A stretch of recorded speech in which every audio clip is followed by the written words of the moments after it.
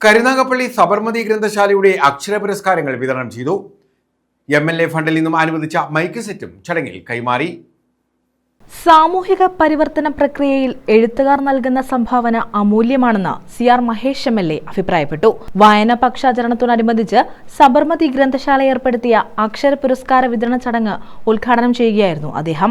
സാമൂഹ്യ നവോത്ഥാന രംഗത്ത് കരുനാഗപ്പള്ളിയിലെ എഴുത്തുകാർ നൽകിയിട്ടുള്ള സംഭാവന ചരിത്രത്തിന്റെ ഭാഗമാണെന്നും അദ്ദേഹം പറഞ്ഞു. നമ്മുടെ നാട്ടിൽ ഏറെ പ്രോത്സാഹിപ്പിക്കപ്പെടേണ്ട ഇടങ്ങളായി വായനശാലകളും സാംസ്കാരിക കേന്ദ്രങ്ങളും മാറിയിരിക്കുകയാണ്.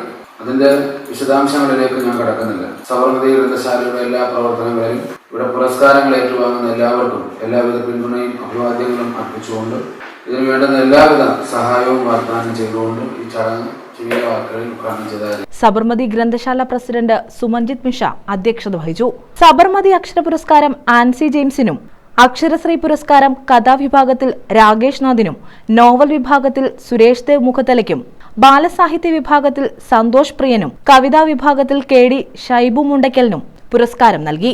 CR മഹേഷ് MLAയുടെ ആസ്തി വികസന ഫണ്ടിൽ നിന്നും ലൈബ്രറിക്ക് അനുവദിച്ച പബ്ലിക് അഡ്രസ്സിംഗ് സിസ്റ്റം ചടങ്ങിൽ കൈമാറി. Centre for science director V Aravindakumar, secretary VR Harikrishnan, novelist P Sunilkumar, ബാലസാഹിത്യകാരൻ മനോജ് അഴീക്കൽ, ബിന്ദു വേണുഗോപാൽ തുടങ്ങിയവർ പങ്കെടുത്തു. News bureau, Karunagappally.